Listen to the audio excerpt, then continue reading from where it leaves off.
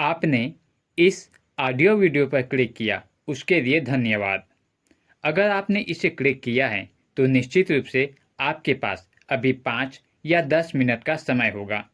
इसलिए आपसे मेरा एक निवेदन है, कृपया इस पूरी बात को अंत तक सुनिए, क्योंकि आज मैं आपसे जो बात साझा करने जा रहा हूँ, संभावना कम है कि आपको किसी दूसरे वीडियो में इस तरह सुनने या समझने को मिले। आपने शायद थंबनेल देखकर इस वीडियो पर क्लिक किया हो सकता है आपको उम्मीद हो कि यहाँ आपको ऐसी बातें सुनने को मिलेगी जो आपके मन को अच्छी लगे, आपको सुकून दे और आपकी सोच से मेल खाएं।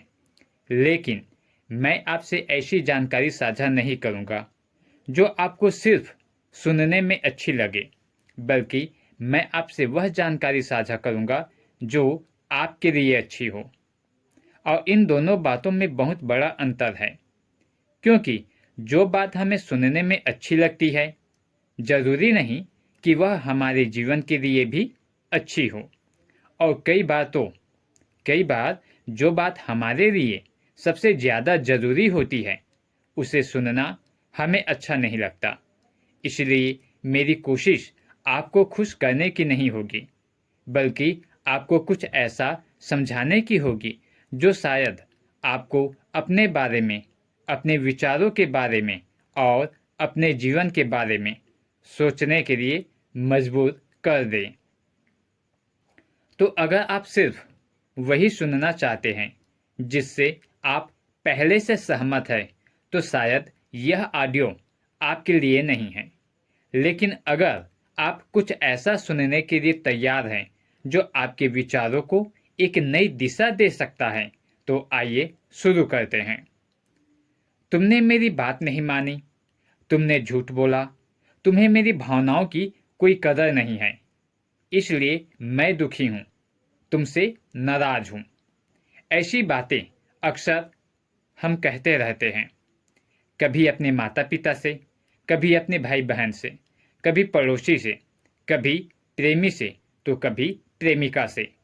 लेकिन क्या हम वास्तव में अपने माता पिता, भाई बहन, पड़ोसी, प्रेमी या प्रेमिका के कारण दुखी होते हैं? देखने और समझने में हमें ऐसा ही प्रतीत होता है कि इस व्यक्ति विशेष के कारण मैं दुखी हूं। किंतु यदि हम थोड़ा गहराई में उतरे, विचार सागर की गहराई में उतरे, तो शायद हमें एक अलग तरह की सत्य दिखाई देगा। किसी की गलती की वजह से, किसी के मेरी बात न मानने की वजह से, या किसी के झूठ बोलने की वजह से ही मैं दुखी नहीं हूं। मैं दुखी हूं उन विचारों के कारण जो मैंने अपने भीतर बना रखे हैं और जिन्हें मैंने पकड़ रखा है। वही विचार मेरे भीतर भावनाएं पैदा कर रही है। मैं चाहता था कि वह इस तरह के कपड़े पहने, लेकिन उसने मेरी बात नहीं मानी, इसलिए मैं दुख हूं, इसलिए मुझे दुख हुआ। मैं चाहता था कि मेरे आने से पहले यह काम हो जाना चाहिए, लेकिन वह काम नहीं हो पाया, इसलिए मुझे दुख हुआ। मैं चाहता था कि मेरे जन्मदिन पर मुझे शुभकामना दी जाए, लेकिन उसने मुझे शुभकामना नहीं दी, इसलिए मुझे दुख हुआ। अब यह एक बात समझने वाली है। अब यहाँ एक बात समझने वाली है, ध्यान से देखिए। हम हमेशा दूसरों के ऊपर आरोप लगा रहे हैं। कभी किसी को कारण बता रहे हैं, कभी किसी और को, कभी इसे दोषी ठहरा रहे हैं, कभी उसे दोषी ठहरा रहे हैं। लेकिन हमने रुककर खुद से कभी यह नहीं पूछा, जब कोई मेरी बात नहीं मानता, जब कोई मेरी इच्छा के अनुसार व्यवहार नहीं करता, जब कोई परिस्थिति मेरे अनुकूल में नहीं होती, तब मुझे तकलीफ क्यों होती है?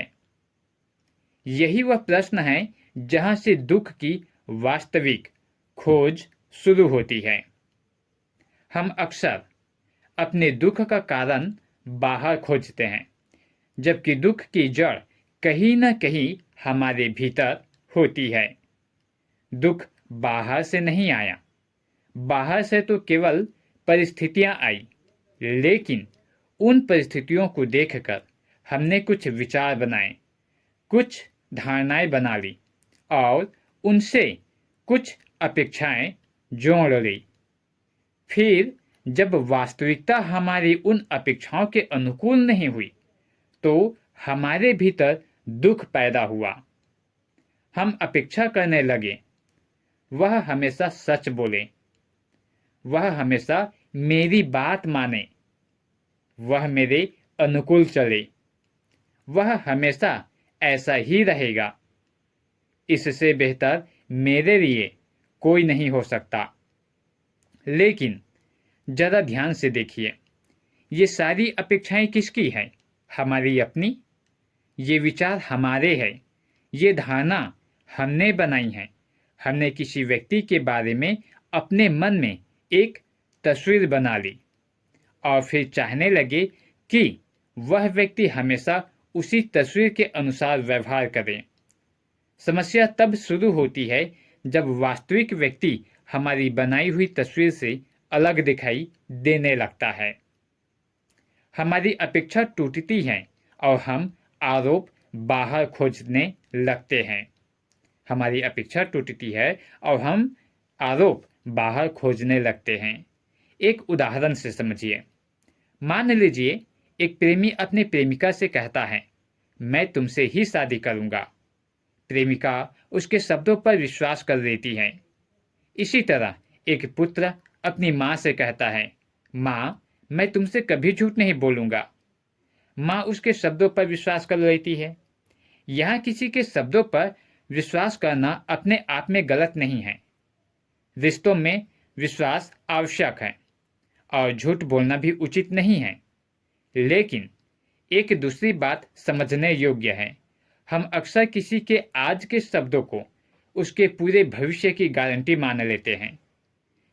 प्रेमिका सोचती है, उसने कहा है कि वह मुझसे ही शादी करेगा, इसलिए ऐसा ही होगा। माँ सोचती है, मेरे बेटे ने कहा है कि वह कभी झूठ नहीं बोलेगा, इसलिए वह मुझसे कभी झूठ नहीं बोलेगा।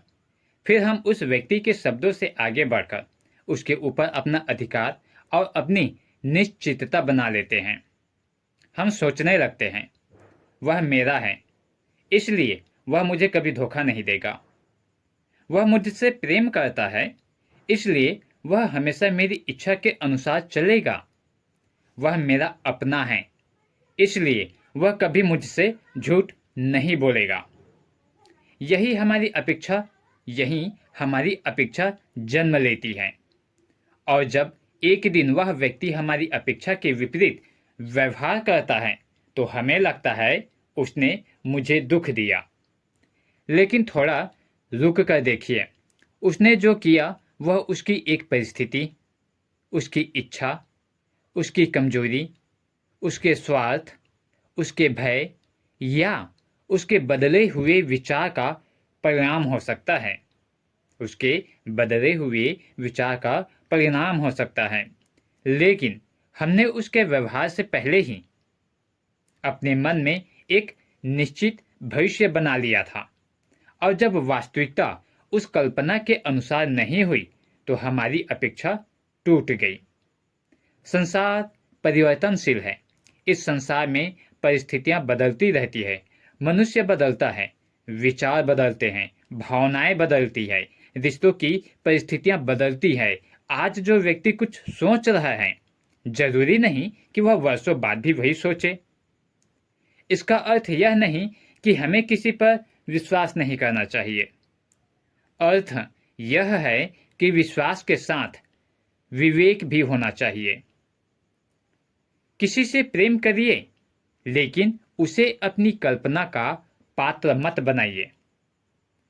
किसी पर विश्वास करिए, लेकिन यह मत मान लीजिए कि वह जीवन की हर परिस्थिति में आपकी अपेक्षा के अनुसार ही व्यवहार करेगा, क्योंकि प्रत्येक मनुष्य की अपनी स्वतंत्रता है, उसके अपने विचार हैं, उसकी अपनी भावनाएं हैं, उसकी अपनी कमजोरियां हैं और उसके अपने निर्णय हैं।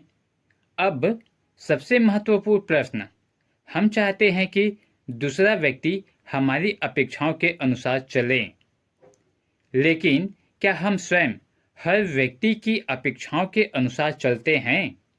क्या हम हमेशा अपने माता पिता की अपेक्षाओं पर खरे उतरते हैं? क्या हम हमेशा अपने प्रेमी या प्रेमिका की हर इच्छा पूरी करते हैं? क्या हम हर व्यक्ति से हमेशा सच बोलते हैं? क्या हम कभी किसी को निराश नहीं करते? नहीं, हम स्वयं भी मनुष्य हैं। हमारी अपनी इच्छाएं हैं, अपनी परिस्थितियां हैं, अपनी कमजोरियां हैं। फिर हम यह अपेक्षा कैसे कर सकते हैं कि दूसरा व्यक्ति हमेशा हमारी इच्छा, हमारी धारणा और हमारी अपेक्षाओं के अनुसार ही व्यवहार करेगा? यही बात समझने की है। जिस स्वतंत्रता की हम अपने लिए अपेक्षा करते हैं, वही स्वतंत्रता दूसरे व्यक्ति को भी प्राप्त है। हम चाहते हैं कि दूसरा हमें समझे, लेकिन क्या हम हमेशा उसे समझते हैं? हम चाहते हैं कि दूसरा हमारी भावनाओं का सम्मान करे, लेकिन क्या हम हमेशा उसकी भावनाओं का सम्मान करते हैं? हम चाहते हैं कि दूसरा हमारी बात माने, लेकिन क्या हम हमेशा उसकी बात मानते हैं? इसलिए कभी-कभी दूसरे व्यक्ति पर प्रश्न उठाने से पहले हमें अपने भीतर की अपेक्षाओं पर भी प्रश्न उठाना चाहिए। दुख की जड़ कहाँ है? परिस्थिति बाहर हुई, उस परिस्थिति को हमने देखा, उससे एक विचार पैदा हुआ, विचार से एक धारणा बनी और धारणा से अपेक्षा पैदा हुई, और जब वास्तविकता हमारी अपेक्षा के अनुसार नहीं हुई तो अपेक्षा टूट गई। अपेक्षा टूटी और हमें दुख का कारण बाहर खोज लिया। अपेक्षा टूटी और हमने दुख का कारण बाहर खोज लिया। फिर हमने कहा, तुम्हारी वजह से मैं दुखी हूं। शायद अधिक गहराई से देखने पर हमें कहना पड़े, तुमने एक परिस्थिति पैदा की, लेकिन उस परिस्थिति के बारे में मैंने जो अपेक्षा बना रखी थी, उसके टूटने से मुझे दुख हुआ। यहीं से आत्मचिंतन शुरू होता है। दूसरे को बदलने से पहले स्वयं से पूछिए, मैंने उससे क्या अपेक्षा कर रखी थी? यह अपेक्षा मैंने क्यों बनाई?